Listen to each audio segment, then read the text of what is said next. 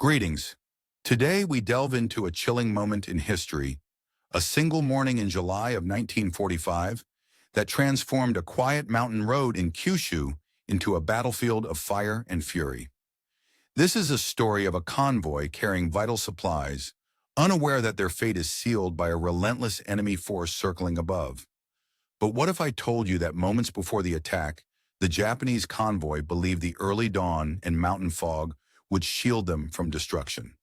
That the American aircraft approaching at over 300 miles per hour was armed with the most lethal forward firepower ever mounted on an attack plane? Or that this plane, a Douglas A-26B Invader, carried 14 machine guns, firing nearly 12,000 rounds per minute, enough to turn metal into molten chaos in seconds? Could the convoy's drivers have predicted that their simple attempt to evade detection would instead trap them in a deadly corridor? And what about the moment when a single burst from those 14 guns ignited a truck filled with 7,000 pounds of artillery shells, launching it into the sky in a fiery explosion? All these facts weave together into a single, horrifying question. How did a routine supply convoy become the target of such overwhelming destruction? In this video, we will trace the full story, separating the facts from the fiction, revealing the shocking truth behind the attack that changed everything. And now, the most intense part begins. Let's start by examining how the Japanese forces prepared to face an enemy they believed was still vulnerable in the early hours of a war they thought was nearing its end. Kyushu, Japan, on the morning of July the 28th in the year 1945, precisely at 6 o'clock, it was a time shaded by the thick, creeping tendrils of dawn mist, clinging desperately to the narrow mountain road, weaving between the cities of Kagoshima and Miyazaki. Lieutenant Colonel Takashi Yamamoto, commanding the 347th Transport Regiment, was unaware that in a matter of moments, his entire convoy, comprising nearly 50 trucks brimming with precious cargo of ammunition and rice, would be turned into a blazing inferno, destroyed in a single devastating swoop by enemy aircraft circling ominously above. His convoy stretched out across the winding valley, a long, dark string of vehicles, nearly 2 kilometers in length, advancing cautiously through the pre-dawn gloom. It was Yamamoto's firm belief that the early hour and the obscuring fog would serve as sufficient shields against the American fighter bombers that had been fiercely attacking Japanese supply routes ever since the fall of Okinawa, a mere 3 months earlier. Moving at a slow, deliberate pace, the convoy's drivers kept their headlights extinguished and their engines muffled, each man maintaining just enough distance from the vehicle ahead to ensure visibility without risking detection. The silence was interrupted suddenly and violently. From the east, the piercing roar of twin Pratt & Whitney R-2800 engines shattered the quiet, echoing ominously off the mountain walls that flanked the narrow road. The approaching aircraft was a Douglas A-26B Invader, racing toward the convoy at a breathtaking speed of 322 miles per hour.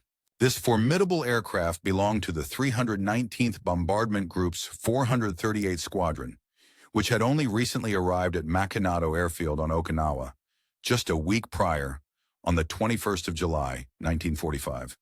After transitioning from the trusty B-26 Marauders to these advanced attack aircraft at Columbia Army Air Base in South Carolina.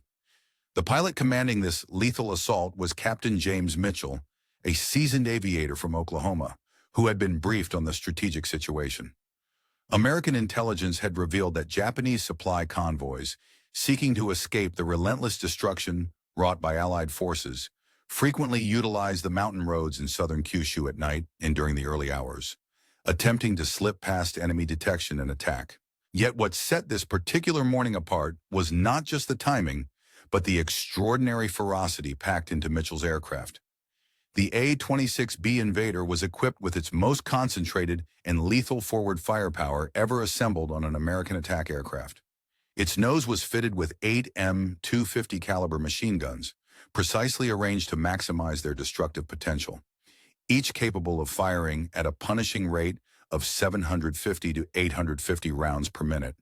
In addition to these, there were 6 more machine guns mounted in the wings, all aiming forward, giving the aircraft a total of 14 guns. When fully fired in unison, these guns produced an assailing wall of lead and explosive fire, approaching an unprecedented rate of about 1,900 rounds per minute. It was a relentless barrage designed specifically for ground attack missions, deliberately crafted to cut through defenses and annihilate enemy targets with brutal efficiency. Yamamoto first became aware of the threat at precisely 6 o'clock and 3 minutes, 6:03 hours, when the deep thrum of approaching engines cut through the morning silence. Instinctively, he ordered his drivers to halt, to abandon their vehicles temporarily, and to seek cover behind the scant protection offered by the rough terrain. But the narrow mountain pass, with its limited escape routes, left no real safety. The convoy was effectively trapped within a deadly corridor, a perfect kill zone extending roughly 2,000 meters in length, where they had little choice but to brace for the imminent attack. For years, the Japanese had learned from bitter experience that the best defense against the relentless aerial assaults of the Americans was to scatter rapidly and take cover in any available terrain, hiding behind trees, rocks, or simply making themselves as small as possible to evade the deadly fire. Yet on this morning, the very landscape they relied on for concealment became their prison. Yamamoto watched in growing horror as the twin-engine invader descended swiftly from 8,000 feet, above the clouds, approaching the convoy in a power dive. It aimed directly at the lead vehicle, where Sergeant Major Kenji Nakamura sat frozen behind the wheel of a Type 94 truck filled with a staggering 7,000 pounds of artillery shells, destined for the coastal batteries at Miyazaki to bolster Japan's dwindling defenses.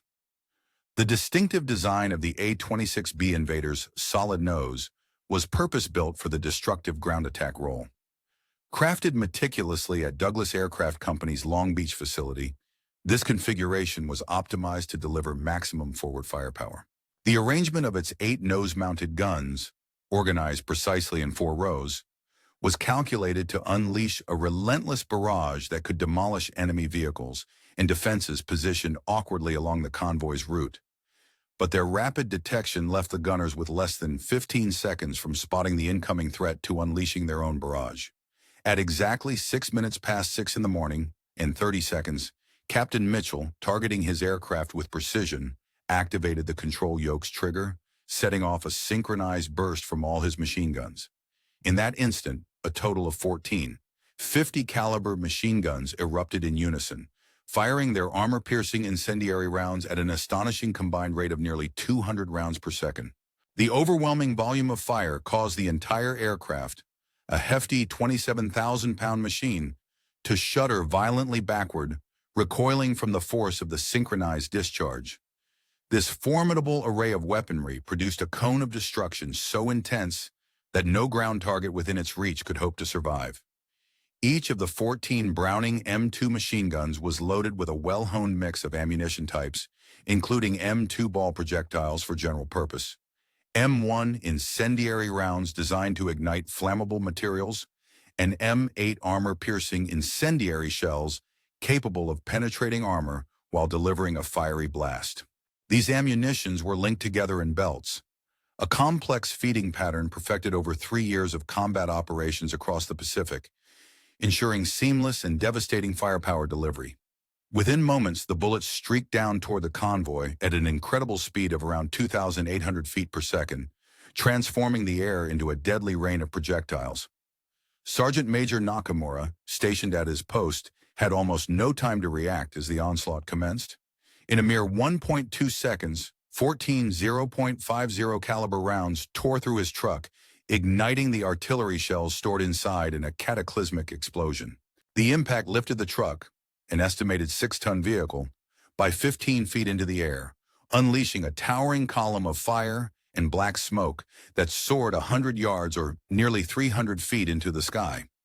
The force of the blast wave was powerful enough to knock down soldiers who had hurriedly jumped from their vehicles and were now sprinting toward the nearby trees for cover.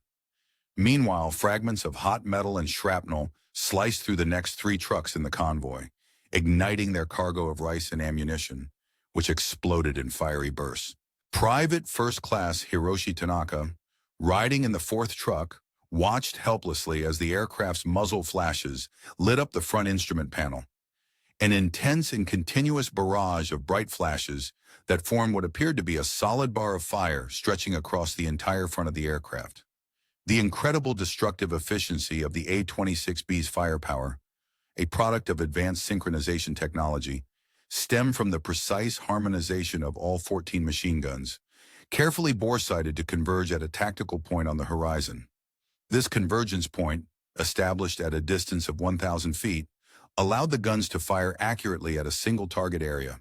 At the attack altitude of 400 feet, the combined streams of bullets from all these weapons created an oval-shaped pattern approximately 30 feet wide and 15 feet tall, saturating any target within that zone with a relentless deluge of nearly 200 pounds of projectiles every second. Such a level of concentrated automatic weapon fire from a single aircraft was unprecedented in its destructive power, as even the most formidable fighter in the Pacific, the Republic 47 Thunderbolt, carried only 850 caliber machine guns, and most American fighters mounted no more than 6 guns in total. Lieutenant Colonel Yamamoto, in an attempt to organize some form of defense, tried to coordinate return fire from the 2 anti-aircraft vehicles positioned along the convoy's route. However, with the enormity of the attack unfolding so rapidly, there was little opportunity for effective response before the assault's devastating impact was fully realized. The lead gun truck endured an intense barrage, taking a staggering total of 47 hits directly into its ammunition-ready racks before the crew could manage to move and traverse their weapon. This relentless barrage caused a sympathetic detonation, a catastrophic chain reaction triggered by the explosion of stored ammunition, which resulted in an instantaneous and devastating loss of all 4 gunners aboard the vehicle. The sheer force and heat of this explosion obliterated everything in its immediate vicinity, leaving no chance for survival or escape. Meanwhile, the second gun truck, positioned roughly near the middle of the convoy, responded in a frantic attempt to defend against the attacking aircraft. It managed to fire a total of 17 rounds before being completely torn apart. In a terrifying fraction of a second, specifically within less than 1 second, 2,950 caliber bullets ripped through the gun mount, shattering it into fragments. The destructive fire not only disintegrated the gun and its mount, but also fatally wounded the gunner himself, along with the truck's engine block. Private Yukio Sato, the soldier manning the second gun position and witnessing the chaos, had only enough time to observe a brief flickering image. The nose of the American aircraft appeared to explode with a brilliant flash of light, before his position was obliterated by the relentless and synchronized fusillade of 14 machine guns, which rendered the entire truck into a scorched, twisted wreck. The aircraft responsible for this devastating attack was powered by 2 Pratt and Whitney double Wasp engines, each producing 2,000 horsepower. These formidable engines enabled the Mitchell's A-26B Invader to achieve remarkable speeds and impressive climb rates, making it a highly effective weapon in the skies.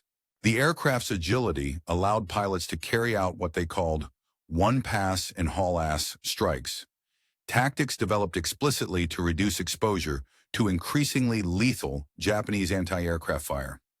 As Japanese defenders concentrated more and more automatic weapons along critical supply routes, American pilots devised this rapid attack method to minimize their vulnerability and maximize damage. Since February of 1945, the 319th Bombardment Group had been honing these tactics at Columbia Army Air Base. During their training, pilots learned to approach targets from high altitude, where detection by enemy defenses was minimal. They would then perform a steep dive to gain maximum speed, often upwards of 320 miles per hour, before leveling off at a low altitude for the firing pass. The aircraft's incredible speed and maneuverability allowed them to withdraw quickly. They relied on their ability to reach a maximum speed of 3,159 miles per hour to escape before hostile gunners could reload or reorient. This meticulous training process aimed to maximize effectiveness while reducing risks faced by pilots attacking well-defended Japanese positions.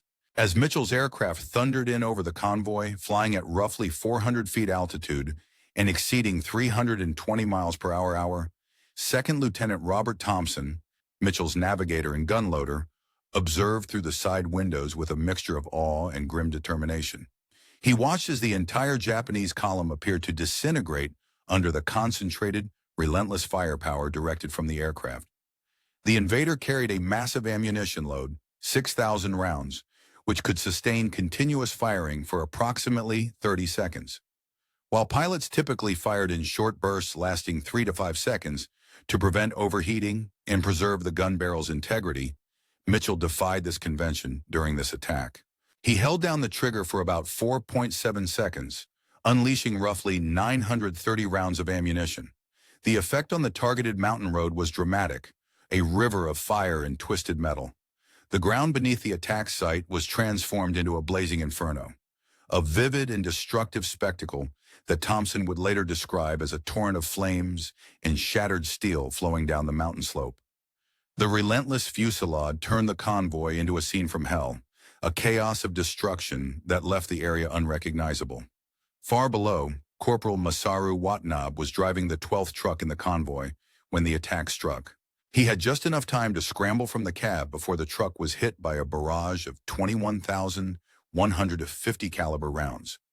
The force of the incoming fire disintegrated his vehicle into mangled metal, igniting 5,000 pounds of aviation gasoline stored in drums at the back of the truck. The subsequent explosion created a fireball that engulfed not only his vehicle, but also 3 nearby trucks, igniting a surrounding forest and forming a blazing wall of flames that effectively blocked the road and trapped the rear half of the convoy in a fiery tomb. Lying in a drainage ditch nearby, with his uniform ignited and flames licking at his body, Watanabe watched the American aircraft pull sharply upward toward the sky at the end of its attack run. Its twin radial engines roared loudly as it ascended at an almost impossible angle for an aircraft of its size, climbing away quickly and efficiently, an impressive display of raw power and tactical skill. The 319th Bombardment Group had been selected for the Veterans of the Mediterranean Theater, had amassed a remarkable record of bravery and skill, having completed an impressive total of 515 combat missions flying the Martin B-26 Marauder. Their operations had been distinguished not only by their sheer number, but also by their precision, which earned them 2 prestigious Distinguished Unit citations. These citations recognized their outstanding ability to carry out accurate and effective bombing raids on vital railway yards in the Italian cities of Rome and Florence, crippling key logistical hubs and hampering enemy supply lines during critical moments of the campaign. Leading the group since August of the year 1943 was Colonel Joseph R. Holtzapfel. Under his command, the unit undertook extensive conversion training at Columbia Army Air Base, an essential preparatory phase where the crew members learned to exploit the unique features of the Marauder's design. This aircraft was renowned for its impressive combination of speed, firepower, and maneuverability, making it particularly effective in ground attack missions. The training focused on mastering these capabilities so that the crews could efficiently engage enemy targets with the precision required for high-stakes tactical operations. The group was organized into 4 distinct squadrons: the 14th, the 15th, the 16th, and the 17th, each bringing their collective strength to bear on the enemy. These squadrons had set sail from San Francisco in May of 1945 aboard the USS General John Pope, embarking on a long and arduous voyage across the Pacific.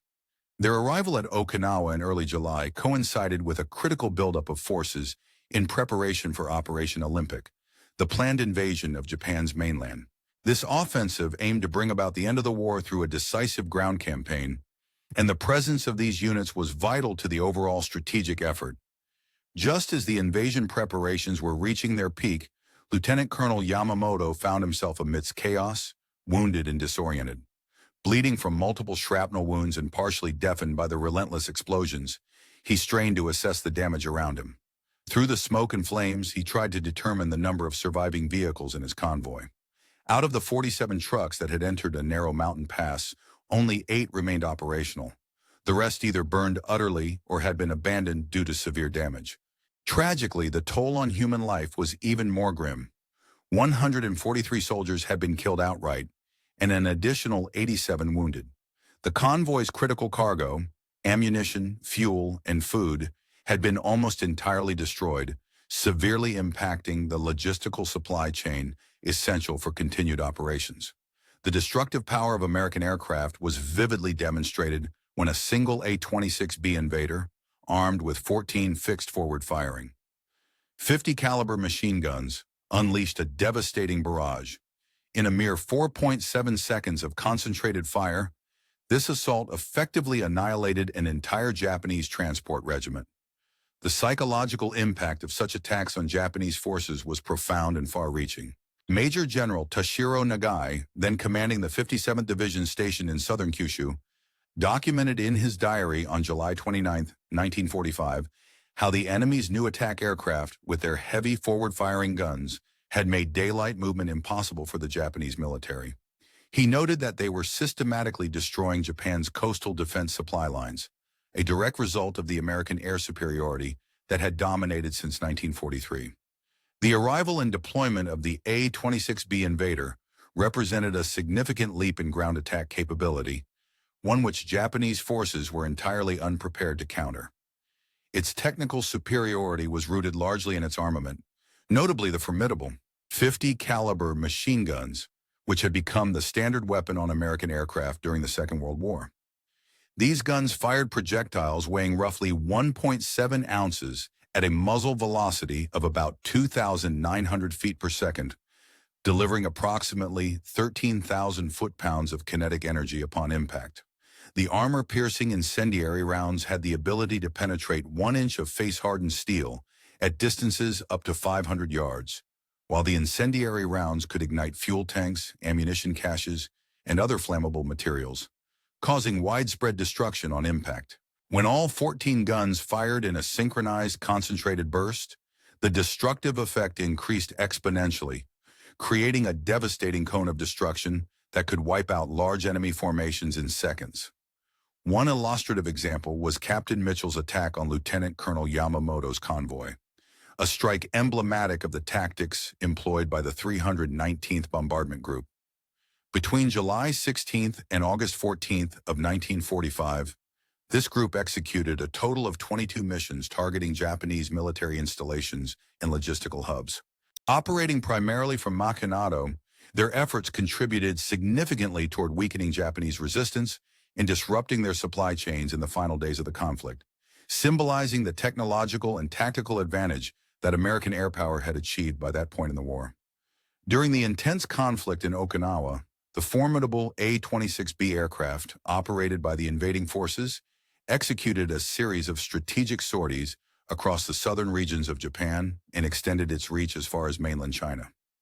These flights were not mere reconnaissance, but carefully coordinated strikes aimed at crippling critical infrastructure in preparation for the ultimate invasion of the Japanese archipelago. Targets such as airfields, rail yards, port facilities, and supply convoys became the primary focus, with the intent to weaken Japan's logistical and military capabilities ahead of the anticipated land assault. The geographical proximity of Okinawa to Kyushu, merely about 350 miles, played a crucial role in these operations. It meant that the invading aircraft could launch their attacks on targets throughout southern Japan and then return to base with residual fuel, enabling prolonged loitering over strategic sites to identify additional targets of opportunity or to execute follow-up missions if necessary. The defensive armament of the A-26B was notably advanced, transforming it into a highly resistant adversary capable of countering Japanese interceptors. Its dorsal and ventral turrets, remotely operated and equipped with twin 25mm machine guns, provided comprehensive coverage from above and below. These turrets were managed by a single dedicated gunner, Sergeant Thomas Anderson, who operated them from a specialized compartment situated just behind the aircraft's bomb bay.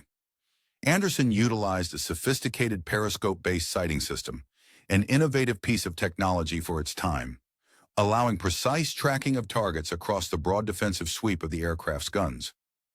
The aircraft's remote control system, developed by General Electric, enabled Anderson to smoothly follow targets as they traversed different sectors of the aircraft's defensive perimeter. The system's automatic computerized calculations compensated for parallax and bullet trajectory drop, ensuring that the guns remained on target regardless of aircraft orientation or target movement. This high-tech arrangement, though complex and requiring meticulous maintenance, provided the A-26B with seamless, all-around defense without the added weight and aerodynamic drag associated with traditional, manually operated manned turrets. In essence, this technology endowed the aircraft with a formidable, near-impervious shield, greatly enhancing survivability during combat. One veteran who later testified about the attack was Private First Class Akira Yamashita, who had been among the few unwounded survivors of the initial assault on General Yamamoto's convoy. In later interrogations by American forces, Yamashita recounted the harrowing experience, describing how the attack unfolded with alarming speed. According to his testimony, the aircraft appeared suddenly, emerging from the blinding glare of the morning sun, leaving little time for the convoy's defenders to react or seek cover.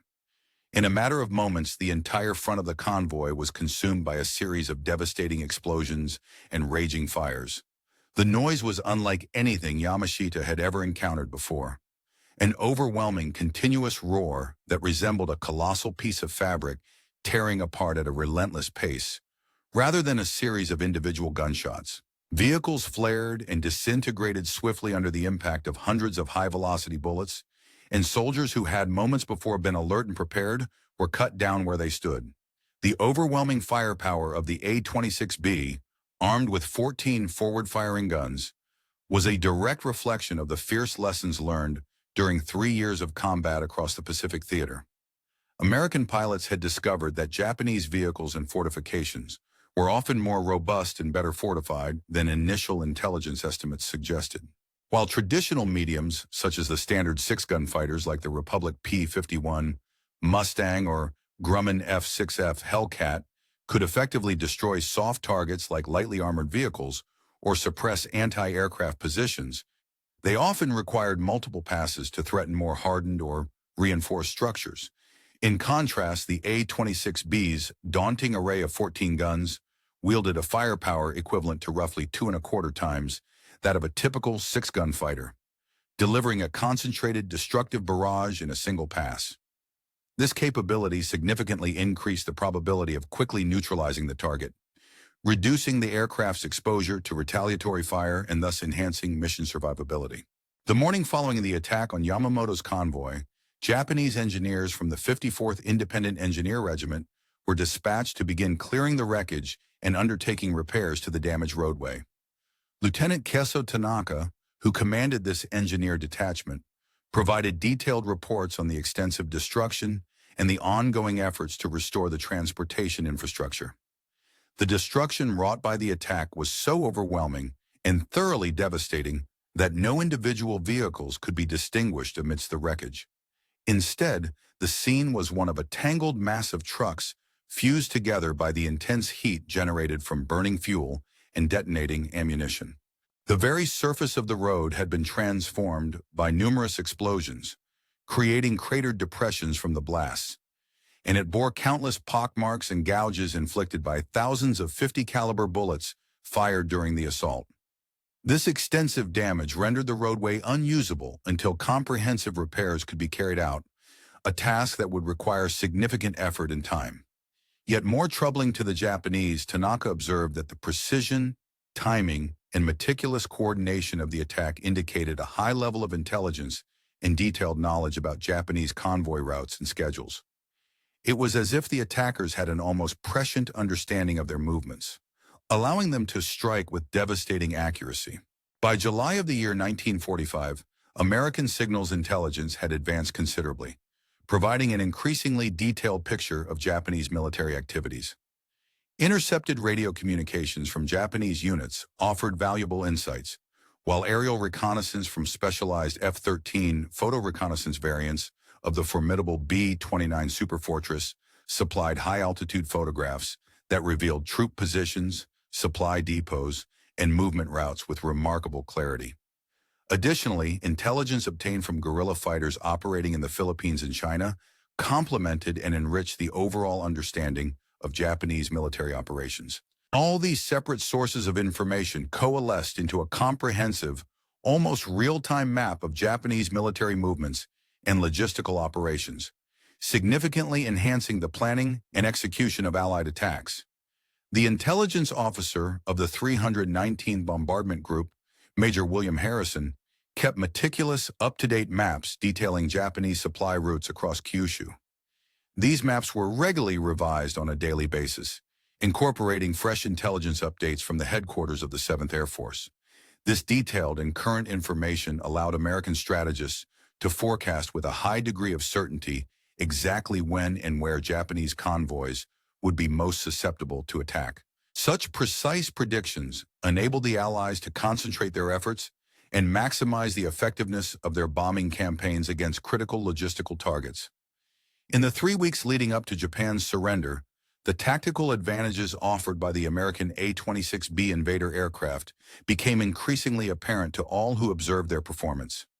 Compared to the previous generation of American attack aircraft, such as the A-20 Havoc, the Invader's high cruising speed, measured at approximately 322 miles per hour versus the A-20's roughly 275 miles per hour, meant that Japanese anti-aircraft defenses had considerably less time to track and engage the attacking planes. This increased speed reduced the window of opportunity for anti-aircraft gunners to effectively target and shoot down the aircraft, thereby increasing the likelihood of successful strikes. The engine power powering the A-26B Invader was notably robust, with twin Pratt & Whitney R-2800 engines, each rated at approximately 2,800 horsepower. These same powerful engines were also used in other renowned aircraft such as the Republic P-47 Thunderbolt and the Grumman F-6F Hellcat, both celebrated for their reliability and resilience in combat. Numerous accounts have recorded instances where these aircraft returned to base despite sustaining significant battle damage, such as losing one engine or having one heavily damaged yet still managing to complete their missions. Their ability to absorb and endure such damage made them formidable and dependable combat vehicles. Master Sergeant Jiro Kawasaki, who commanded a Type 962 50 caliber anti-aircraft battery near Miyazaki, reported to his superiors that engaging the new American attack bombers with manual anti-aircraft weapons was nearly impossible. He explained that these aircraft approached at high altitude, well beyond the effective reach of their 50 caliber guns, and then dove at astonishing speeds exceeding 500 kilometers per hour. By the time his crew was able to traverse their weapons to track these fast-moving targets, the planes had already completed their attack run and were climbing away at maximum throttle. The sheer concentration and ferocity of their forward firepower meant that any position targeted was effectively destroyed before it could launch a counterattack or return effective fire. Furthermore, the psychological impact of the A-26B Invaders' attack tactics and their distinctive sound cannot be underestimated. The synchronized firing of 14 machine guns, each firing at once, produced a ripping or tearing noise described by Japanese survivors as deeply terrifying, an aggressive auditory assault that could be heard over the tumult of explosions and the roar of aircraft engines. This relentless and menacing racket became a source of terror for Japanese transport units and ground personnel alike, instilling fear and a sense of helplessness. Colonel Masahiro Fujiwara, who served as the chief of logistics for the Japanese 16th Area Army in K, and other Japanese military officials recognized that these aircraft presented a new kind of threat, one that combined lethal firepower with psychological warfare, striking both physically and mentally to break the resolve of the defending forces. By the early days of August in 1945, the entire landscape of warfare in the Pacific Theater was beginning to shift dramatically. According to a post-war interrogation, Japanese truck drivers, who had previously been moving supplies and troops during daylight hours, had started to refuse their duties. Many of these drivers, instead of risking their lives in convoy, chose to abandon their vehicles altogether, opting for desertion rather than facing the imminent threat of American air assaults, which had become relentless and deadly. The air raids from Allied forces had escalated to such an extent that, by then, the very common means of transportation within Japan's occupied territories had been compromised.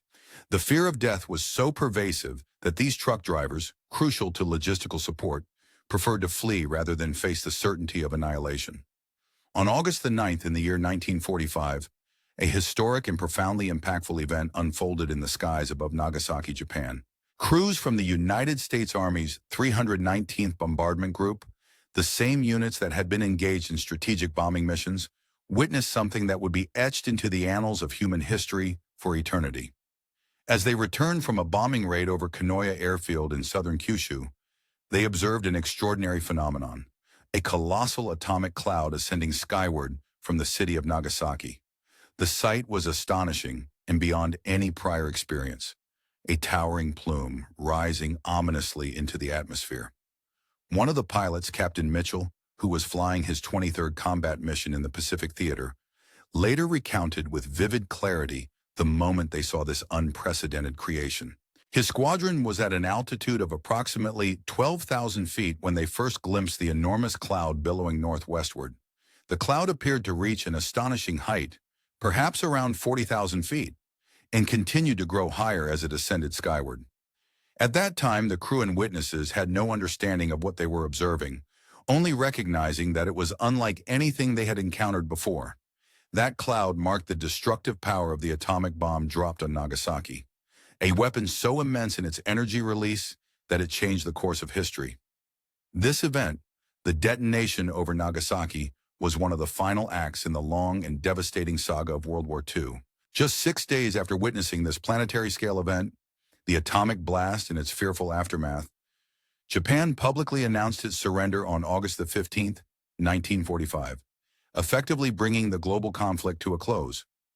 The atomic bombings of Hiroshima and Nagasaki remain among the most significant and sobering moments of the 20th century, a stark reminder of the destructive potential that humanity had harnessed in the pursuit of victory. The technological advancements that culminated in the destructive firepower of the North American A-26B invader had their roots stretching back to the year 1941. During that year, the Douglas Aircraft Company received a formal requirement from the United States Army for a new attack bomber designed to supersede both the Douglas A-20 Havoc and the Martin B-26 Marauder, aircraft that had served capably but were approaching obsolescence. The goal was to develop a versatile, highly effective weapon capable of performing various mission profiles, from low-level battlefield interdiction to precision strikes. A design team led by engineers Ed Heinemann, Robert Donovan, and Ted R. Smith embarked on this ambitious project, creating a revolutionary aircraft that could be adapted for different roles by modifying its nose section. The initial prototype, designated XA-26 and bearing the serial number 4119588, was fitted with a powerful 75mm cannon housed within its nose. However, early testing revealed significant limitations. The slow firing rate of this large-caliber weapon, combined with frequent jamming, rendered it impractical for the fast and often low-altitude attack missions typical of Pacific Theater operations. Experiments continued with various configurations, testing combinations of 37mm cannons and 50-caliber machine guns. These trials led to an important development, the adoption of a nose armed with 6 machine guns, which later evolved into an 8-gun configuration. This 8-gun, or solid nose, design became the standard for the production models of the A-26B. The specific iteration known as the A-26B 50DL, constructed at Douglas's facilities in Long Beach, California, featured the most concentrated and destructive firepower achievable within the design constraints of the aircraft. It was built to maximize weapon efficiency without compromising stability, aerodynamics, or overall weight. When considering the integration of wing-mounted guns, 3 on each side firing outside the propeller arc, the resulting armament was staggering. This configuration allowed the A-26B to deliver a more concentrated and devastating volume of automatic fire than any other single-seat or twin-seat aircraft in the entire inventory of the United States military at that time. The industrial might of wartime America was vividly reflected in the manufacturing process for these planes. Over the span of 2 years, from 1943 to 1945, Douglas Aircraft produced during the intense and relentless combat operations. Enemy aircraft often found themselves flying dangerously close to Japanese ground forces, sometimes even passing at such low altitudes that they inadvertently flew just beside or over the muzzle of Japanese guns during their strafing runs. The peril was palpable, and the proximity of enemy aircraft to Japanese positions highlighted the vulnerabilities that traditional defensive tactics no longer sufficed to counter. Lieutenant Colonel Yamamoto, who was recuperating from his wounds at the Kagoshima Army Hospital, took it upon himself to communicate critical observations regarding the ongoing aerial threat and its ramifications for Japan's defensive strategies. On the 3rd of August, 1945, he submitted a detailed report to the Imperial General Headquarters that shed light on the severity of the situation. His account described a recent attack on his convoy, which, despite efforts to employ conventional passive defense measures, such as camouflaging vehicles, dispersing supplies, and conducting operations under the cover of darkness, proved insufficient against an enemy now wielding near-complete aerial dominance. Yamamoto's report underscored that these traditional tactics, once effective in wartime, had become largely obsolete in the face of an adversary capable of maintaining near-total air superiority. The advanced aircraft capable of delivering highly concentrated firepower could strike with precision, rendering well-established defensive methods ineffective. He strongly urged that all supply movements be halted during daylight hours to minimize vulnerability, and that the Japanese military increase anti-aircraft defenses along major supply routes threefold to better safeguard vital logistical corridors. Unfortunately, these strategic recommendations arrived too late, as the war's timeline was rapidly coming to a close, and their implementation was hindered by the impending defeat. The influence of the American A-26B invader on Japanese military planning in the final weeks of the conflict extended far beyond the immediate destruction inflicted upon supplies and vehicles. Lieutenant General Osamu Yokoyama, who was responsible for overseeing the defense of northern Kyushu, informed the Imperial General Headquarters that the systematic obliteration of transportation capabilities by unrelenting American air attacks, especially those launched by the newly deployed heavily armed attack bombers, had rendered the task of adequately supplying the defensive positions along the anticipated invasion beaches virtually impossible. The destruction of trucks and logistical vehicles meant that ammunition, food, medical supplies, and reinforcements could no longer be delivered efficiently. As a result, the elaborate defensive fortifications being constructed in anticipation of an Allied landing, intended to serve as a formidable barrier for the invading forces, risked becoming death traps for the defenders themselves. The weight of this mounting destruction translated into a staggering human toll for Japanese forces already battered by years of relentless warfare. With their supply chains severed and their numbers thinning, these troops faced insurmountable obstacles that compounded their vulnerability. Medical Officer Captain Hiroshi Nakamura, who was tasked with treating the wounded from the attack on July 28, provided a somber account of the injuries sustained. He noted that the wounds produced by 50 caliber bullets were particularly brutal. These high-velocity rounds inflicted catastrophic tissue damage, often necessitating traumatic amputations of limbs on the battlefield before victims could be evacuated for medical attention. The ferocity of these wounds underscored the technological disparity between the attackers and the defenders. Furthermore, the incendiary effects harnessed by armor-piercing incendiary rounds added another layer of devastation. These rounds not only pierced through armor, but also ignited fires that caused severe burns among the injured. Many casualties succumbed to a combination of blast injuries, extensive burns, and uncontrollable blood loss before adequate medical care could be administered. This relentless use of advanced weaponry, embodying the technological superiority of American forces, was merely one facet of the overwhelming material and technological advantage they held in the final months of World War II. By July of 1945, the scale of American aerial power arrayed against Japan was staggering. The United States Army Air Forces had strategically deployed over 7,000 combat aircraft across bases within striking distance of the Japanese mainland. This formidable air armada included the 59 B-29 superfortresses tasked with strategic bombing missions, as well as over 1,000 P-51 Mustangs and P-47 Thunderbolts dedicated to escort and ground attack roles. Among these formidable assets was the A-26B Invader, operated by the 319th Bombardment Group, which was specialized in conducting ground attack missions against fortified targets and supply lines. In stark contrast, the Japanese could mobilize fewer than 5,000 aircraft of all types, an inadequate force even at the best of times. Most of these remaining aircraft, moreover, were being held back and stockpiled solely for kamikaze attacks against the anticipated Allied invasion fleet. Rather than for active battle defense, the specific technical advantages of the A-26B Invader, Notably, its weaponry and operational capabilities played a crucial role in shaping the declining Japanese capability to mount an effective aerial defense. The notable features of its armament, including the advanced N/M250 caliber machine guns, made it a lethal and efficient attacker on both ground and air targets, contributing.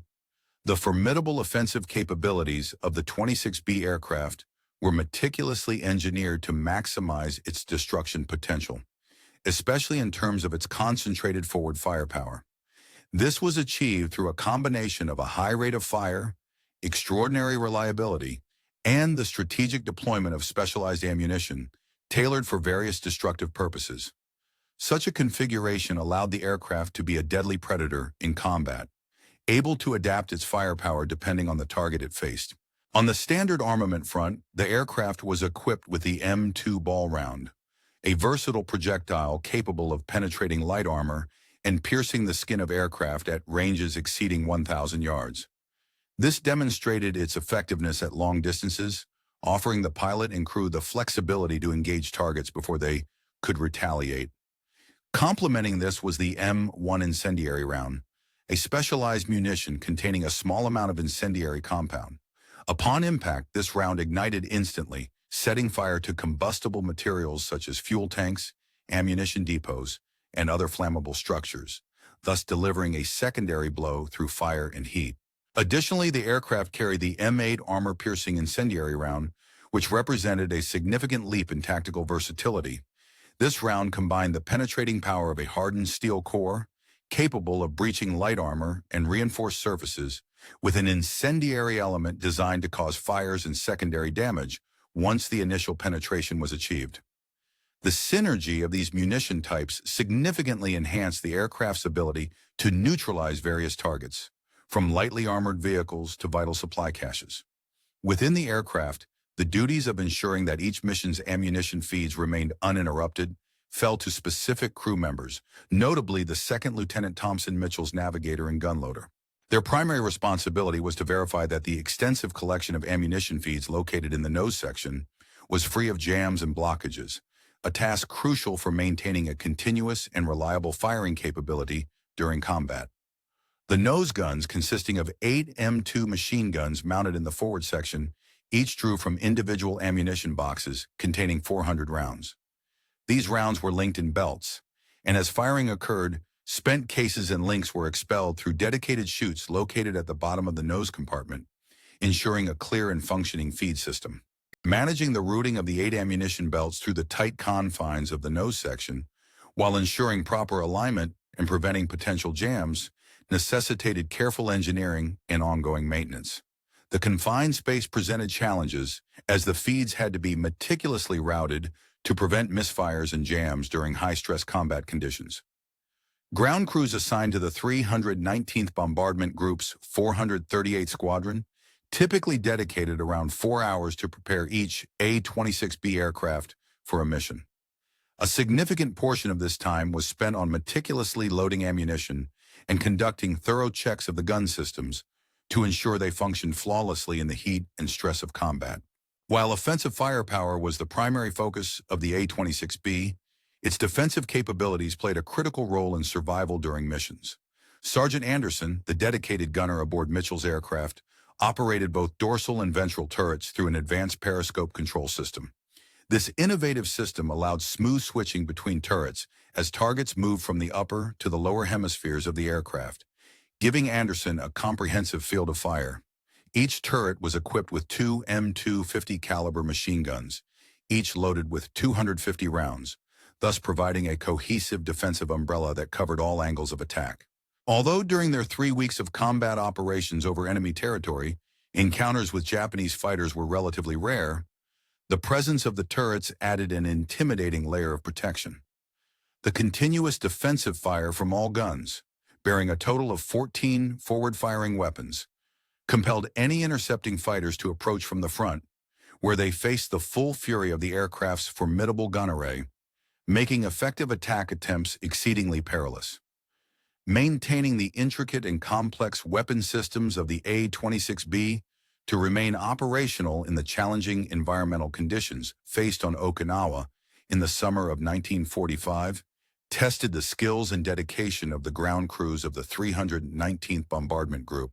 The tropical climate, characterized by high humidity, salt-laden sea air, and pervasive coral dust, created an environment that was highly corrosive and required meticulous maintenance routines. As a result, the crews were engaged daily in cleaning and lubricating all 14 of the forward-firing guns, along with the 4 turrets, to prevent corrosion and ensure optimal function.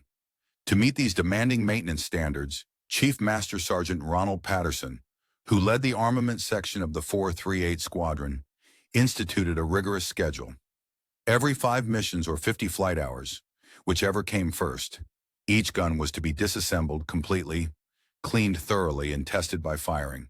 This preventive maintenance routine was crucial to keep the weapon systems in peak condition, despite the relentless harshness of the Okinawan summer environment. The effort was driven by the knowledge that the reliability of these guns could be the difference between mission success and catastrophic failure. In response to the intense combat environment, Japanese attempts to the Japanese Army's intelligence service devised a cunning strategy aimed at misleading American forces by creating false convoy routes. This plan involved utilizing captured American trucks and mock supplies to deceive the enemy into chasing after phantom targets, thereby hoping to deplete their ammunition supplies and uncover their attack patterns. Their hope was that by deploying decoy convoys, they could divert American attention and resources away from real, critical supply lines and military targets. However, the comprehensive and highly sophisticated intelligence network established by the United States quickly detected these deceptive maneuvers. American analysts and reconnaissance units soon identified these false routes for what they truly were: elaborate decoys meant to mislead, but ultimately ineffective in the face of the Allies' superior intelligence. In practice, the decoy convoys were largely dismissed by American forces who relied on a combination of signals intelligence, intercepted radio communications and electronic signals, and aerial reconnaissance, which provided real-time images and accurate identification of genuine targets. These advanced methods allowed the Americans to discern the difference between real movements and decoys with high confidence. As a result, they prioritized genuine targets identified through these intelligence channels.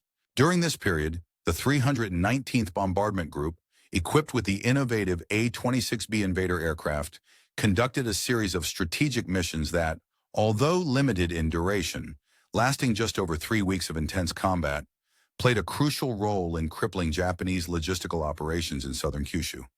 The disruption of Japanese supply lines and transportation routes contributed significantly to the broader Allied effort to weaken Japan's war potential. This campaign of interdiction was further reinforced by the employment of B-29 superfortresses from the 313th Bombardment Wing, which systematically mined Japanese coastal waters to prevent maritime movements. The U.S. Navy complemented these efforts through a naval blockade executed by submarines and surface vessels, effectively choking off critical supply routes and trade. The systematic destruction of Japanese rail networks by tactical aircraft, combined with the interdiction of road transport, represented a multi-layered approach to isolating Japanese military positions from their supply bases and reinforcing points. The cumulative effect of these combined strategies was the complete erosion of Japan's logistical and defensive capabilities in the region. One of the most notable technological advancements integrated into the A-26B Invader was the K-14 gun sight, an extraordinarily sophisticated piece of equipment featuring a gyroscopic computing system. This device automatically calculated the lead angle necessary to accurately hit moving targets, greatly enhancing the aircraft's precision during combat. For pilots like Captain Mitchell, the K-14 sight proved especially effective when engaging ground targets with predictable movement, such as those moving along roads or railway lines. The computer in the K-14 projected a bright, illuminated reticle onto a reflector glass situated in front of the pilot, providing a clear aiming point that adjusted automatically based on the aircraft's speed, altitude, and angle of attack. This technological innovation transformed the way aerial gunnery was conducted, significantly improving hit probability against fast-moving or predictable ground targets. By mid-1945, American pilots had accumulated a wealth of combat experience across various theaters, notably in the Mediterranean, where they frequently faced more challenging conditions than those encountered in the Pacific. Many of the pilots assigned to the 319th Bombardment Group had flown dozens, if not hundreds, of combat missions against German and Italian forces, often under adverse weather conditions and complex operational circumstances. This extensive experience, combined with rigorous training on the A-26B at Columbia Army Air Base, equipped pilots like Captain Mitchell with the skill and confidence necessary to execute intricate attack profiles with remarkable precision. Their situational awareness, an acute understanding of threats, targets, and the battlefield environment enabled them to carry out complex missions successfully without compromising safety and effectiveness. Private Tu Ishiawa, a survivor of the destroyed convoy that had been escorting Admiral Yamamoto during his ill-fated flight, later recounted in his memoir the horrifying efficiency of the American attack. He described how the enemy aircraft appeared suddenly, descending from the sky with deadly purpose, like a predatory bird diving for its prey. The sound was deafening, a terrible tearing noise that seemed to rent the very air apart. In a matter of moments, the lead vehicle and its entire convoy simply ceased to exist, engulfed in a maelstrom of fire, smoke, and the agonized screams of those caught in the destruction. Ishiawa vividly recalled that, in less time than it takes to take a single breath, around 40 vehicles and approximately 200 men had been annihilated. Although his unit had encountered American aircraft on previous occasions, nothing had prepared them for this concentrated, ferocious assault delivered in a single, overwhelming pass. This episode exemplifies the devastating effect of modern aerial warfare and underscores the incredible logistical and tactical challenges faced by Japanese forces. The destruction wrought by the 319th Bombardment Group's relentless campaigns, supported by technological innovations and strategic planning, hammered the Japanese logistical network to near collapse in the region. The combined efforts of aerial interdiction, naval blockade, and systematic destruction of transportation infrastructure painted a grim picture of how modern the American bombardment groups over Okinawa marked the culmination of nearly 3 years of intense and relentless experience in facing Pacific warfare. These operations embodied the growing sophistication and logistical complexity of the American military effort in the vast and treacherous theater of the Pacific Ocean. Every day, vital supplies such as aviation fuel were transported in tanker ships that plied their way from bustling refineries situated in California and Texas, ensuring continuous support for the aircraft engaged in operations across the region. For instance, each A-26B Invader aircraft utilized roughly 800 gallons of fuel during a typical mission targeting Kyushu and returning, emphasizing the scale of logistical planning needed to sustain such sorties. The delivery of ammunition played a similarly crucial role in maintaining operational readiness. Ships loaded with millions of rounds of .50 caliber ammunition supplied the front lines, with consumption rates during the group's active 3-week phase averaging approximately 40,000 rounds per day. Such staggering figures highlight the intensity of combat and the enormous logistical efforts required to keep the aircraft armed and capable of fulfilling their strategic roles. Meanwhile, spare parts, ranging from replacement gun barrels and engine components to complex electronic equipment, were transported swiftly by air from supply depots located in Hawaii and the continental United States. This ensured that maintenance and repairs kept pace with the demands of continuous combat operations, reducing downtime and maintaining a high tempo of attack. Intelligence support proved indispensable in enabling these operations to be both precise and effective. The 319th Bombardment Group, in particular, benefited from intelligence that extended far beyond mere target coordinates. It included comprehensive weather forecasting, detailed knowledge of enemy fighter deployment patterns, and precise locations of anti-aircraft gun positions. Captain James Wilson, serving as the group's weather officer, played a pivotal role by receiving hourly updates transmitted from Weather Reconnaissance B-29 aircraft flying predetermined routes over the Japanese home islands. His ability to analyze this real-time data allowed him to forecast cloud cover, visibility, and wind conditions with a high degree of accuracy thus enabling the crews to plan low-level assaults with a reduced risk of encountering unexpected weather phenomena that could lead to catastrophe, such as clouds or mountainous terrain. Such information was vital when planning daring low-altitude attacks, where even minor shifts in weather could have disastrous consequences. On the first day of August, 1945, a date etched into history, the 319th Bombardment Group launched its most ambitious operation yet. A formation of 32 A-26B invaders set out to strike the Tuiki airfield complex located in the northern region of Kyushu. This mission vividly demonstrated the destructive potential of massed invader attacks against static enemy installations. Approaching from altitudes around 15,000 feet, the formation aimed to evade initial detection by Japanese radar and visual observers. Once in the vicinity, it divided into 4 smaller groups of 8 aircraft each, attacking simultaneously from different directions. This tactic effectively saturated Japanese defenses and complicated their ability to coordinate anti-aircraft fire, resulting in a devastating barrage. In less than 3 minutes, the combined firepower of these 32 aircraft, each armed with 14 forward-firing 50-caliber machine guns, reduced the entire airfield to a scene of chaos and destruction. The attack destroyed 43 Japanese aircraft on the ground, left the runways impassable, and caused extensive damage to fuel dumps and other critical infrastructure. In the aftermath, Lieutenant Misao Kobayashi, the commander of an anti-aircraft battery at Suiki, survived the onslaught and subsequently described it as an apocalyptic event in its intensity. He recounted how the sky appeared to rain down metal, with aircraft approaching from all directions.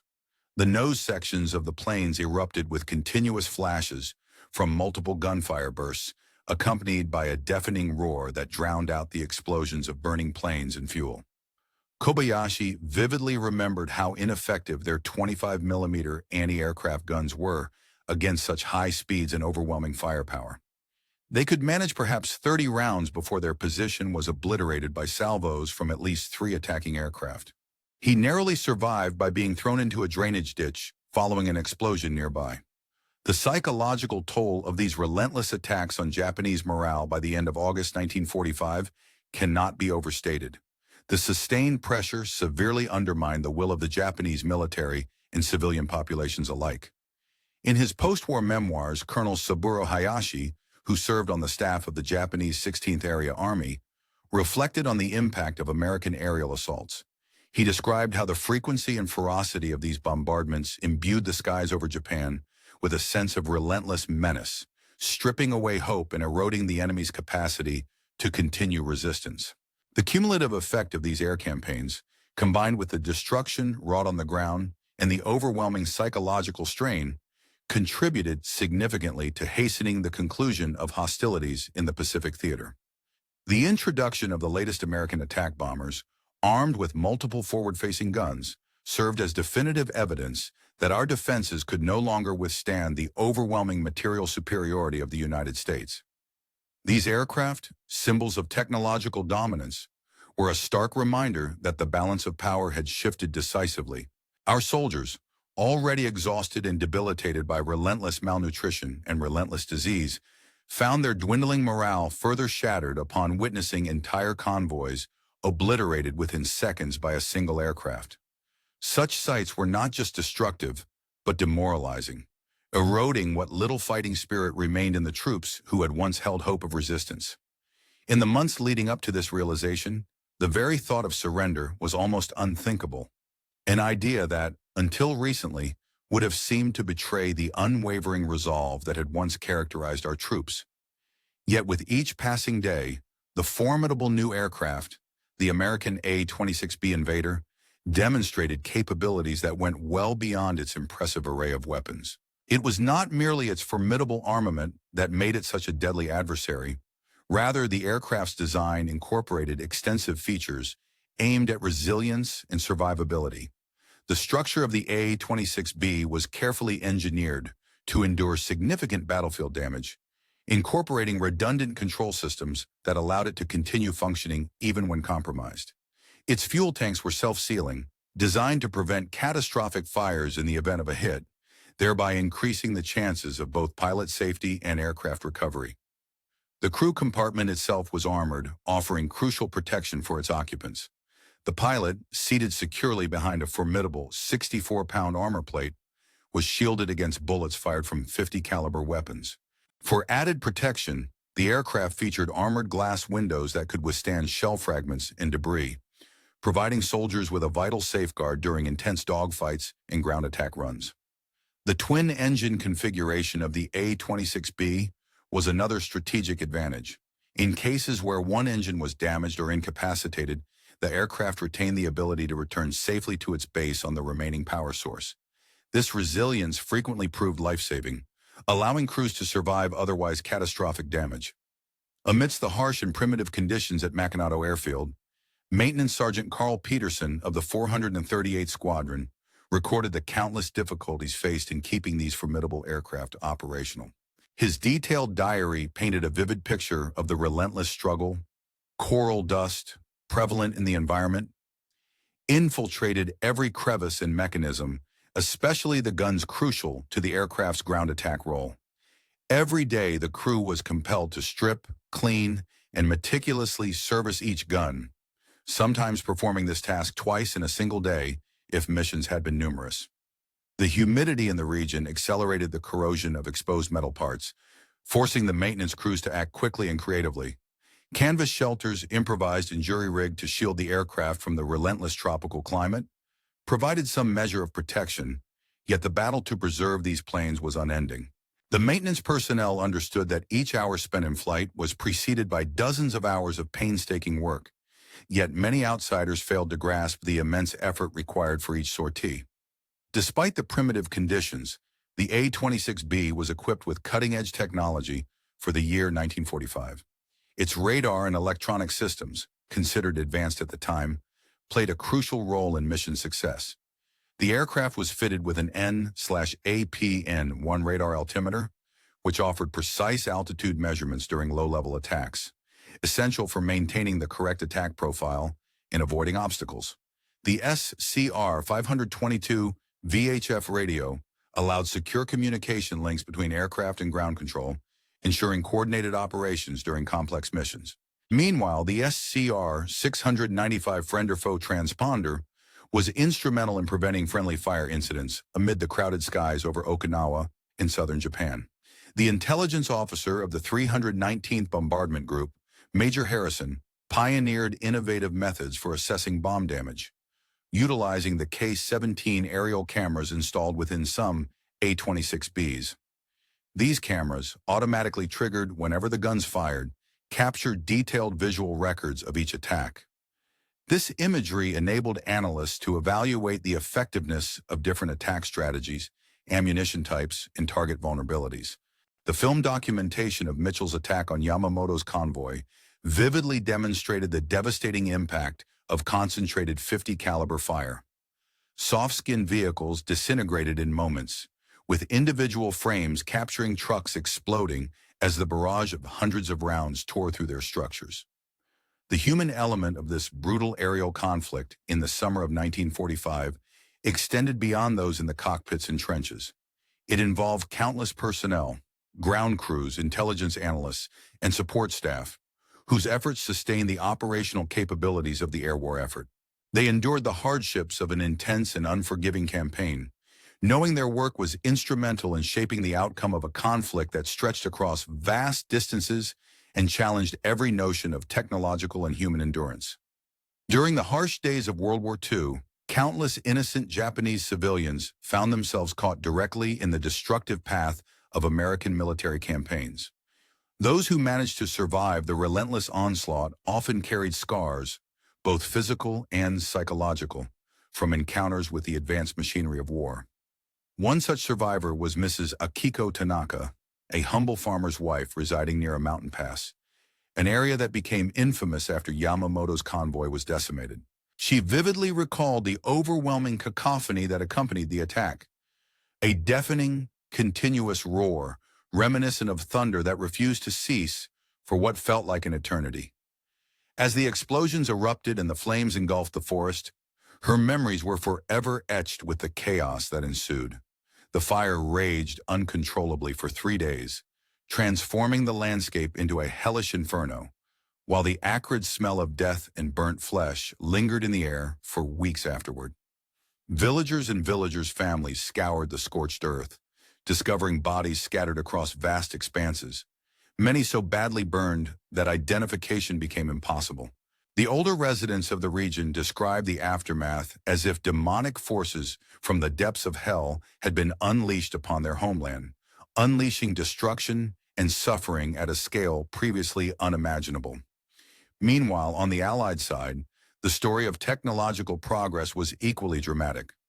Technical Sergeant David Murphy, serving as the crew chief for a Mitchell aircraft, an embodiment of American ingenuity, took immense pride in his meticulous maintenance of what he believed was the squadron's most advanced bomber, the formidable A-26B Invader. This aircraft was not merely a refined version of earlier designs. It was a marvel of engineering complexity, featuring an array of guns and systems intricately fitted into its sleek, streamlined fuselage. The nose-mounted guns in particular demanded relentless attention, requiring constant realignment and checks to ensure they functioned flawlessly during combat missions. The crew had introduced several modifications over the standard model, including additional cooling vents to prevent overheating of the gun barrels and reinforced ammunition feeds to prevent jams. After every sortie, the aircraft underwent a thorough inspection, meticulously examined inch by inch for any signs of damage or wear that could jeopardize future operations. Comparing the A-26B Invader with its predecessor, the Douglas A-20 Havoc, reveals how rapidly American aircraft technology advanced during the war. While the A-20 had served as a competent attack aircraft with 6 forward-firing 50-caliber machine guns, its top speed of approximately 175 miles per hour and limited operational range increasingly rendered it vulnerable to the more sophisticated Japanese anti-aircraft defenses. In contrast, the newer A-26B achieved a maximum speed of approximately 359 miles per hour, a notable leap forward. Equipped with 14 forward-firing guns and enhanced armor protections, it embodied a significant evolution in ground attack capabilities, one that Japanese forces found notably unprepared for. This rapid technological advancement made the Invader a formidable opponent, capable of executing powerful strikes with relatively reduced risk to its crew and high efficiency in disrupting enemy supply lines and military installations. Amid this backdrop of technological superiority and relentless aerial combat, encounters between Japanese and American pilots became legendary. One such story involved Captain Hiroshi Yada, a skilled fighter pilot flying a Nakajima-Ki 84 high-speed interceptor from Koya Airfield. During an engagement on August 5, 1945, he faced a formation of A-26B invaders and managed to survive a harrowing ordeal that would stay with him forever. Initially, Hiroshi Yada believed he was targeting a lone bomber separated from its formation, and he dove sharply to engage. As he approached within firing range, he was shocked to witness the tail of the aircraft suddenly erupt with tracers emanating from remote turrets, an indication that the bomber was heavily armed and prepared for combat. Realizing the danger, he broke off the attack immediately, but not before suffering multiple hits to his engine, which began to trail smoke heavily as he ascended away from the combat zone. From his vantage point, he watched in disbelief as the bomber's nose lit up and unleashed a barrage of fire upon a train below, the fierce fusillade causing the entire train to appear to explode in a single, devastating moment. Hiroshi Yada's escape was narrow. He barely made it back to base, and the trauma of the encounter effectively ended his combat flying career. He never piloted a plane again before cessation of hostilities. The psychological impact of the A-26B Invader extended far beyond its physical destructive power. Its mere presence on the battlefield influenced enemy morale and strategic planning. Initially, Japanese propaganda dismissed American claims about the Invader as exaggerated or fabricated, but repeated successful attacks against supply convoys, troop transports, and critical airfields could no longer be ignored. The aircraft's formidable performance forced a reassessment of their defensive strategies.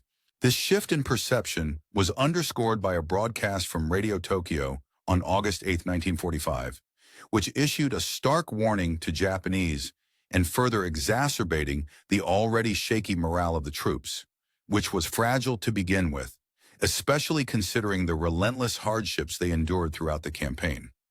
Lieutenant Colonel Robert Anderson, serving as the operations officer for the formidable 319th Bombardment Group, dedicated himself to orchestrating intricate mission plans that aimed to maximize the destructive potential of their aircraft, the A-26B Invader, while simultaneously striving to keep casualties as low as possible. Each sortie was a complex ballet of coordination, involving meticulous communication with fighter escort units from the 318th Fighter Group, whose P-47N Thunderbolts operated out of Oshima, as well as with naval rescue teams strategically positioned along the flight routes to provide emergency assistance if needed, and with specialized air-sea rescue squadrons on standby, ready to retrieve crews lost during combat or emergency situations. The extraordinary effectiveness of this coordination and planning was reflected in the fact that, over a span of 3 weeks of active combat operations, the 319th Bombardment Group managed to avoid losing a single aircraft to enemy anti-aircraft fire or fighters, an impressive feat that underscored both the robustness of their tactical preparations and the overwhelming dominance of American air power by the summer of the year 1945. This remarkable record was not merely a testament to skilled planning, but also a reflection of the extensive logistical and industrial backbone supporting these efforts, which stretched across the vast expanse of the Pacific Theater. The supply chain that sustained the American aerial campaign began from the remote islands of Okinawa, linking through the Pacific Ocean to key manufacturing hubs in the United States, where production lines operated tirelessly to equip the war effort with essential weaponry. In particular, the Browning Arms Company's factory located in Connecticut and the High Standard Manufacturing Corporation in the same state played pivotal roles in the production of the M250 caliber machine guns, with wartime peak outputs exceeding 5,000 units per month, ensuring a steady supply of heavy armament for the fighter and bomber fleets. Meanwhile, the Frankfurt Arsenal, situated in Pennsylvania, along with the Lake City Ordnance Plant in Missouri, produced hundreds of billions of rounds of ammunition, including specialized incendiary, armor-piercing, and incendiary rounds. Munitions that proved highly effective in penetrating Japanese defenses and inflicting maximum damage on both military installations and troop concentrations. Among the vital post-war insights was the work of Master Sergeant Takashi Fukuda, one of the few surviving Japanese military intelligence specialists from the conflict. His detailed analysis, conducted after the war and provided to the Allied occupation authorities, meticulously examined American ground attack tactics.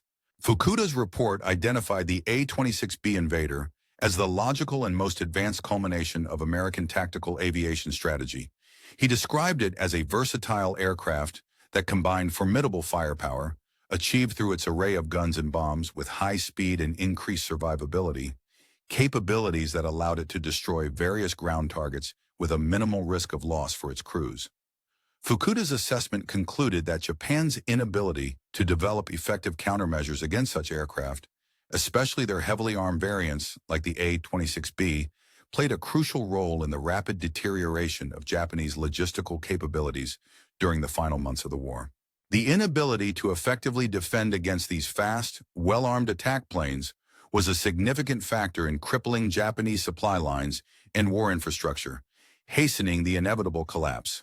The mission on August the 9th, in which crews from the 319 witnessed the iconic atomic cloud rising over Nagasaki, marked a definitive turning point not only in the course of the war, but also in human history, highlighting the devastating power of nuclear weaponry.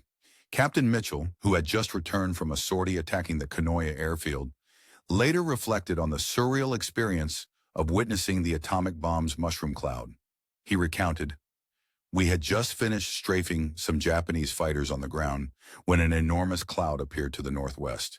It kept rising and rising, reaching what must have been 40,000 feet or more. Some of the guys thought it was a volcano, but it didn't resemble any volcanic eruption I'd ever seen before. When they landed and learned about the atomic bomb's detonation, everything suddenly made sense. It was the defining moment that signaled the conclusion of hostilities. In the immediate aftermath of Japan's surrender, announced officially on the 15th of August, 1945, The members of the 319th Bombardment Group prepared themselves for what would have been their largest and most significant mission to date, a coordinated strike on Japanese military installations, a plan designed to ensure the complete surrender of remaining resistance and solidify the end of the Pacific War. In the aftermath of the intense military operations around Kagoshima, a poignant scene unfolded as the war drew to a close. Colonel Holtzapfel had meticulously prepared 40 crews for their most demanding mission yet, a final push scheduled for August the 16th. These crews were primed and ready, their aircraft fully armed and fueled, in anticipation of a decisive strike. However, just as the aircraft preparations reached their climax, news of Japan's surrender reached Okinawa. This pivotal message arrived at a moment when the aircraft were stationed, ready to launch into combat, causing a sudden and profound shift in their purpose. The transition from active combat to a role of occupation and demobilization was abrupt and left many servicemen grappling with conflicting emotions. On one hand, there was a wave of relief that the grueling war was finally ending, sparing them from further peril. On the other hand, there was a strange sense of anticlimax, a feeling that the path of relentless struggle had suddenly ground to a halt, leaving many with a sense of unease or unfulfilled expectation after months of intense combat operations. The technological and tactical legacy of the aircraft known as the A-26B Invader proved to be far-reaching, extending well beyond the immediate confines of World War II. This aircraft saw extensive service in subsequent conflicts, including Korea, Indochina, and various insurgencies into the 1960s. Its design and operational philosophy left a lasting impression on the evolution of military aviation. Impressively, the concept underlying the A-26B, namely a dedicated ground attack aircraft armed with maximum forward-firing armament, set a precedent for future generations of military aircraft. Its influence can be seen in the development of subsequent aircraft, such as the Douglas A-1 Skyraider, renowned for its versatility and durability, and ultimately in the design of the Fairchild Republic A-10 Thunderbolt II, popularly known as the Warthog. The A-10 was equipped with a formidable 30mm cannon capable of destroying modern tanks, a weapon system that exemplified the offensive power envisioned in the early design of the A-26B. The invaluable lesson gleaned from the A-26B's devastating effectiveness against ground targets, particularly its ability to concentrate automatic weapons fire in a single swift pass, became a cornerstone of American close air support doctrine. Its tactical success demonstrated that a limited number of well-armed aircraft could, through precise and concentrated firepower, achieve decisive battlefield results. This approach transformed the way ground attack missions were executed, emphasizing speed, firepower, and precision to maximize damage while minimizing aircraft losses. A detailed statistical examination of the 319th Bombardment Group's combat operations from Okinawa vividly illustrates the aircraft's extraordinary efficiency in the ground attack role. During a series of 22 missions conducted between July 16th and August 14th, 1945, their aircraft engaged the enemy with remarkable success.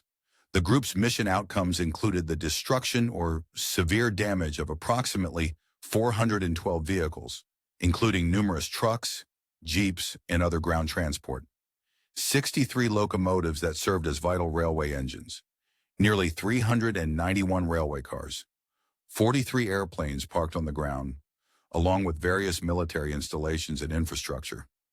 Remarkably, all this extensive destruction was achieved without a single aircraft being lost to enemy action. There were, however, instances of minor damage.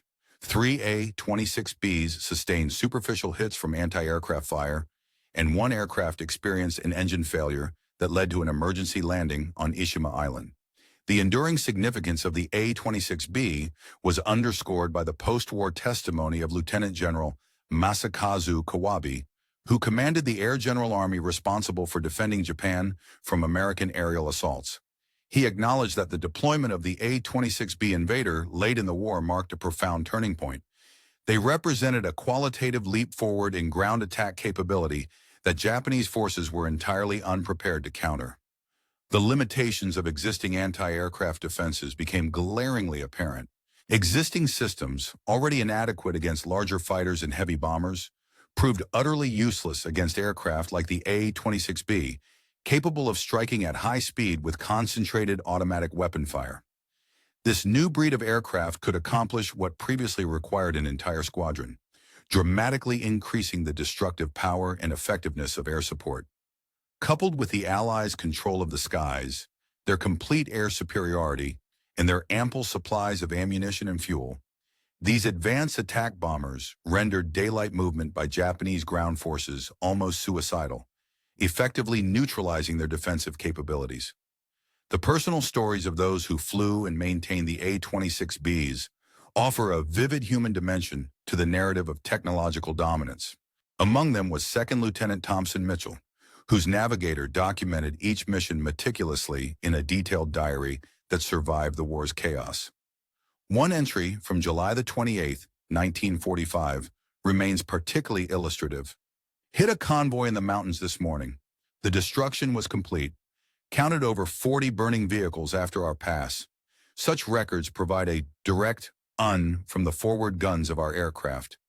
A relentless torrent of tracer fire bursts forth in a vivid, continuous stream, stretching out purposefully toward the target below or ahead. It's a sight that commands attention, an impression of overwhelming force and precision, as if a solid, glowing ribbon of fire is reaching out to touch and destroy whatever is in our path. The enemy, in this case the Japanese forces, never had a real chance against such a display of aerial firepower. No matter how brave or determined their defenses might have been, it was clear that they lacked the means to effectively counter the onslaught of our well-armed aircraft. War, as everyone knows, is an incredibly brutal and harrowing ordeal, filled with chaos and destruction.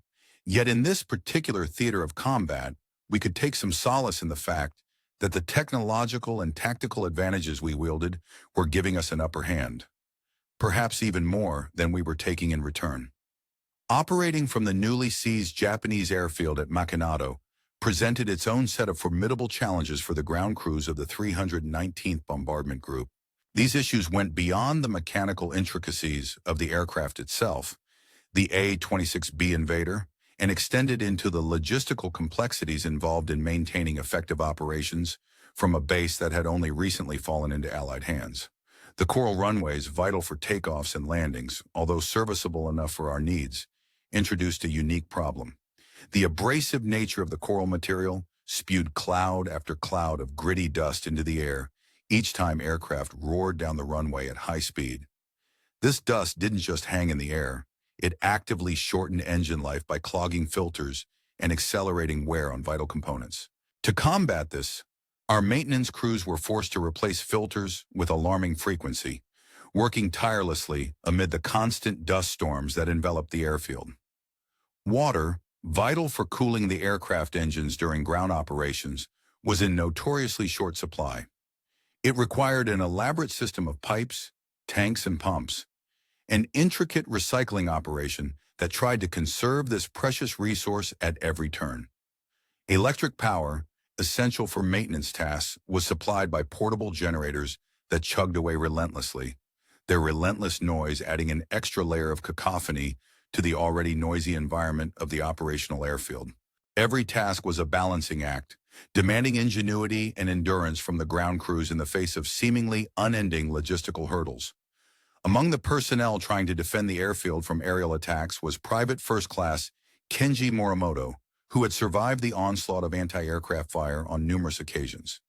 His perspective offered a rare glimpse into the effectiveness of the new aircraft, the A-26B Invader.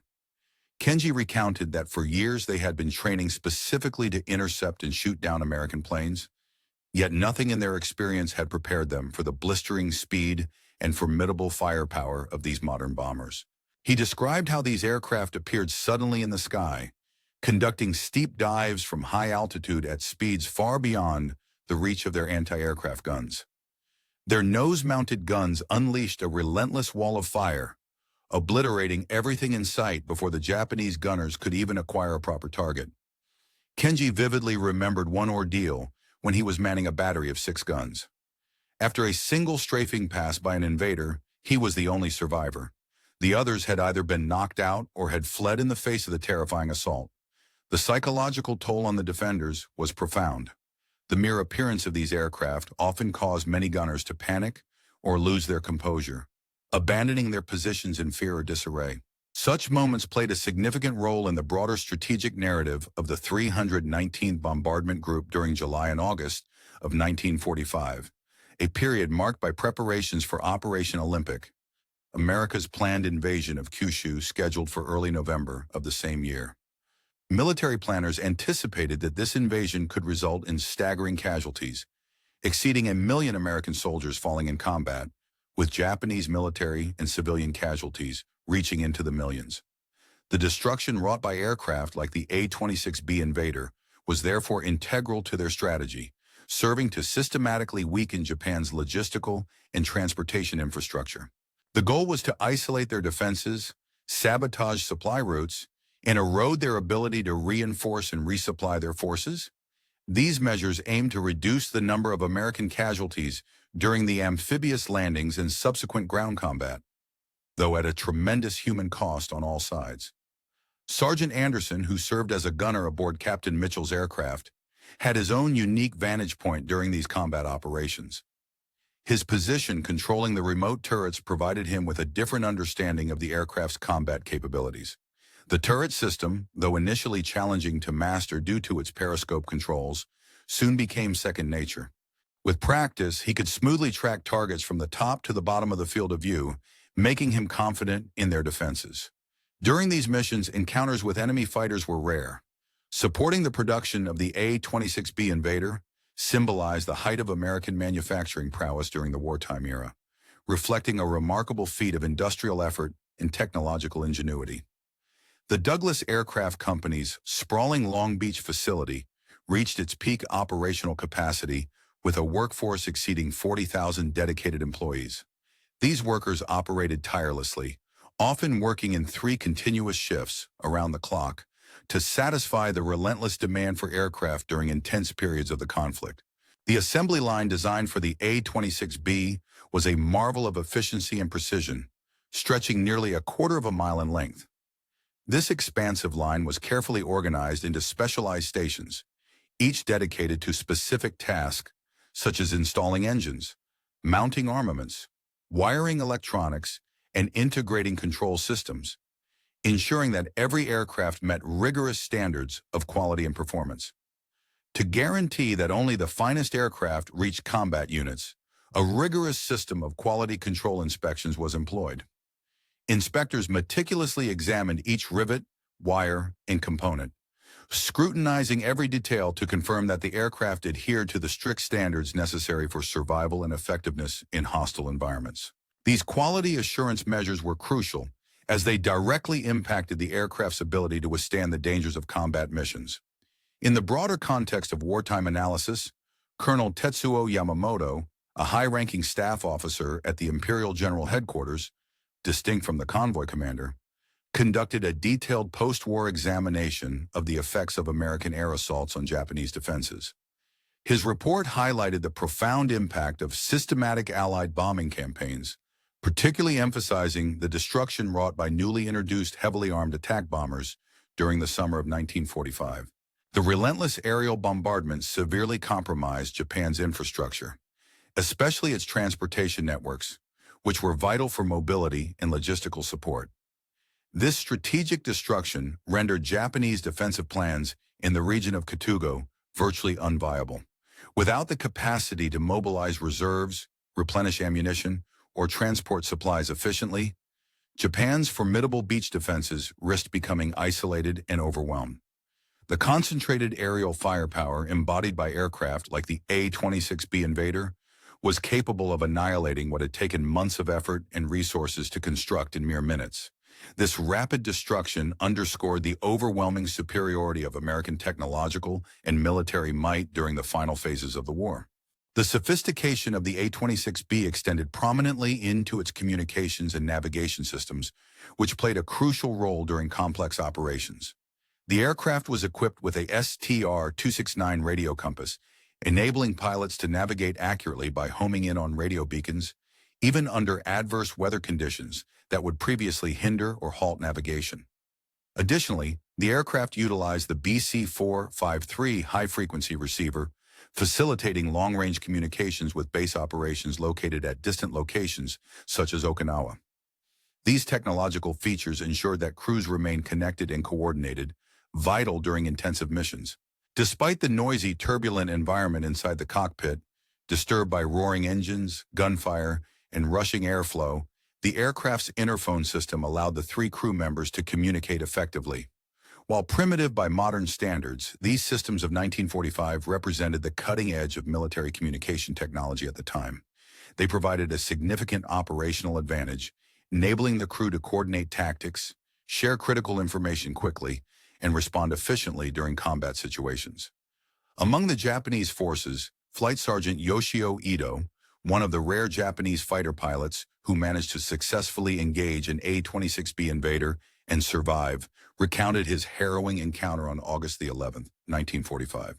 He was flying a K-61 Haiyan, a distinctive Japanese fighter aircraft, when he first spotted a twin-engine American aircraft attacking a supply dump near Kumamoto. Ito remembered diving from above and behind to place himself in the classic attack position, aiming to strike the enemy. However, as he closed in to firing range, the American aircraft responded swiftly. Its upper turret swung toward him, unleashing a spray of bullets. Ito witnessed flashes from twin guns and felt the searing impact of the enemy fire on his aircraft immediately. Despite firing a brief burst in retaliation and attempting to disengage, his plane's engine sustained critical damage, igniting in flames. In a desperate struggle to maintain control amid the chaos, he watched as the American aircraft pulled away from its attack run, leaving behind a blazing supply dump that was incinerated in seconds. Despite the destruction of his aircraft, Ito managed to execute a crash landing in a rice paddy, which allowed him to survive the ordeal. The toll of the air war's final phase, however, was devastating for the Japanese military. Medical records collected from military hospitals across Kyushu vividly documented the horrific injuries inflicted during these fierce aerial battles. Many soldiers sustained traumatic amputations, injuries caused by the devastating power of .50 caliber machine guns, and suffered severe trauma from shrapnel, burns, and massive internal injuries. The human cost on both sides underscored the brutal, relentless nature of aerial warfare that ultimately shaped the final chapters of this global conflict. The aftermath of relentless strafing assaults often left survivors grappled with devastating open wounds, with many suffering from severe burns that would cause immense pain and long-term disability. These attacks, characterized by their brutality and destructive power, inflicted injuries that were far more catastrophic than those typically seen in conventional small arms warfare. The formidable impact of large-caliber projectiles tore through flesh and bone, often necessitating urgent surgical intervention, such as amputations, in an effort to save fleeing lives and prevent the spread of infection. At the forefront of treating these grievous casualties was Dr. Akira Suzuki, the chief surgeon at the Kagoshima Army Hospital, who witnessed daily how the immense force of these weapons shattered limbs and altered the fates of countless soldiers and civilians alike. Despite the staggering numbers of wounded arriving at the hospital, resources soon became critically scarce. Supplies of essential medicines, such as morphine, used to alleviate excruciating pain, antibiotics to prevent deadly infections, and blood plasma for volume replacement were rapidly depleted. The hospital staff worked tirelessly under these conditions, often overwhelmed by the influx of casualties, leaving many patients to endure their suffering without adequate pain management or proper medical care. The scarcity underscored the enormous logistical challenges faced during air raids, where the relentless onslaught continually strained medical and supply chains to their breaking point. As the Second World War drew to its conclusion, the final combat mission undertaken by the United States Army Air Force's 319th Bombardment Group took place on August 14, 1945. This mission was not geared towards bombing or destruction, but instead served as a reconnaissance operation aimed at scouring southern Kyushu for any sign of ongoing Japanese military activity that might suggest resistance to surrender instructions. Led by Captain Mitchell, who was flying his last wartime mission, a formation of 4 A-26B invaders set out on a low-altitude sweep across the region, prepared to confront any hostile forces that might still be lurking in the area. Remarkably, their search yielded no resistance. Instead, the reconnaissance revealed only deserted airstrips, empty thoroughfares, and the scattered debris left behind by prior attacks and battles, emblems of a conflict nearing its end. The war, an epic conflict that had claimed the lives of millions across the globe, was drawing to a close, and its final chapters were written with the help of advanced technology embodied in aircraft such as the A-26B Invader. Post-war assessments, notably those conducted by the United States Strategic Bombing Survey, emphasized the essential role played by tactical aircraft in breaking Japanese resistance.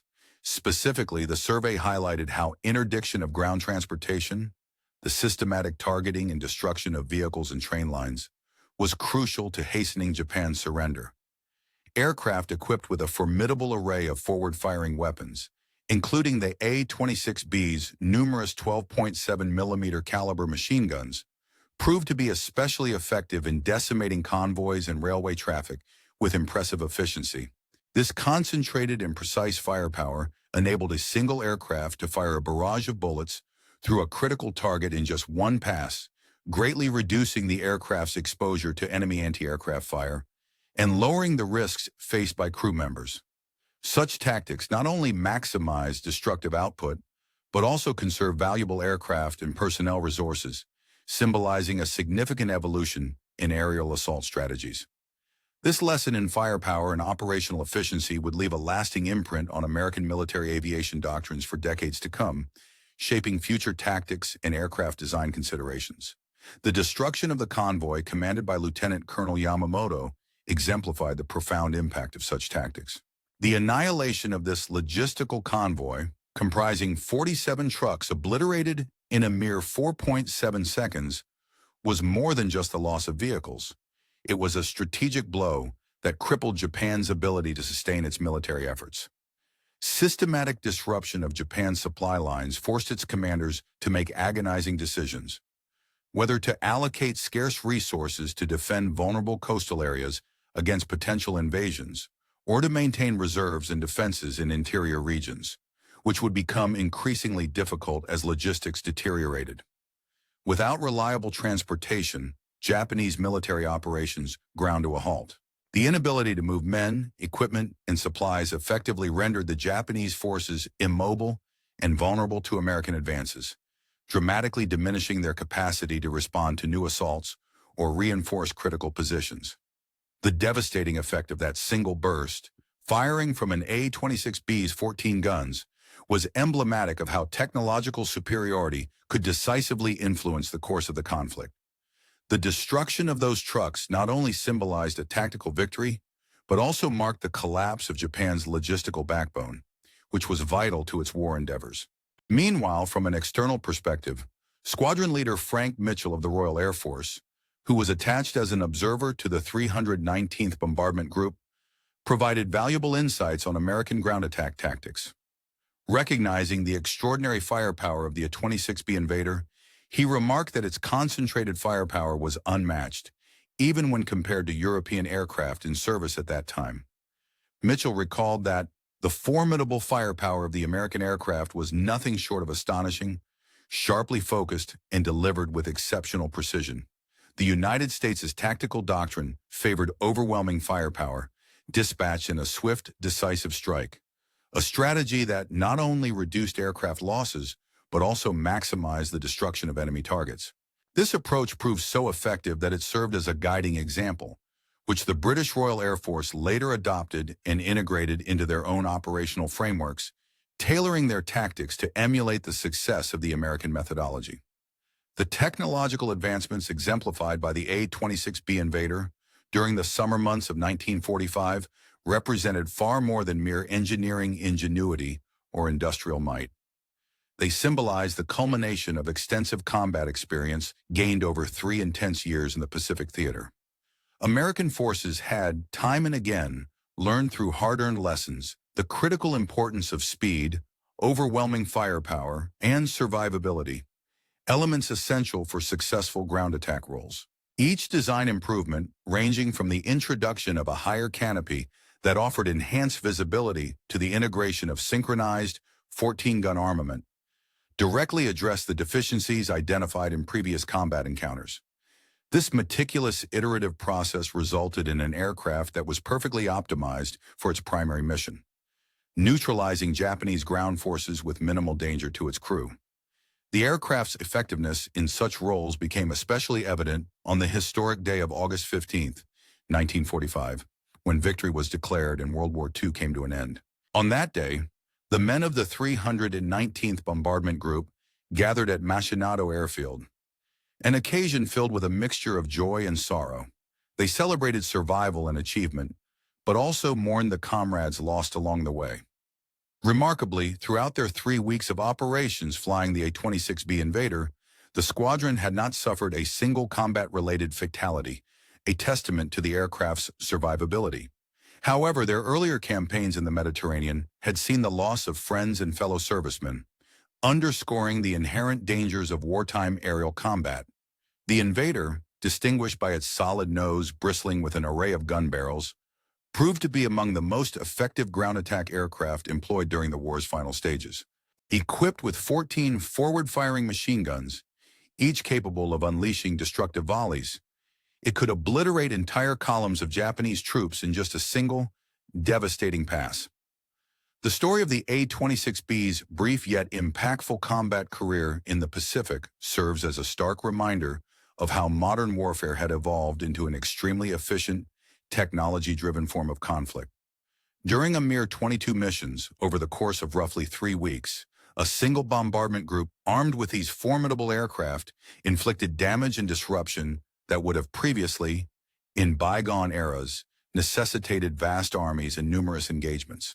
The sheer concentration of firepower delivered by the synchronized machine guns, combined with the aircraft's high-speed maneuverability, marked a revolutionary shift in tactical air power. Despite their bravery, Japanese forces found themselves increasingly unable to counter such swift, precise, and overwhelming attacks. One particularly striking instance of the invader's destructive capability was exemplified in the destruction of Lieutenant Colonel Yamamoto's convoy. In less than 5 seconds, a single aircraft reduced the convoy to a blazing wreck. This act stood as a vivid testament to the overwhelming technological edge and tactical advantage that the American forces possessed, factors that played a crucial role in bringing the conflict towards its conclusion and ultimately ending the Second World War.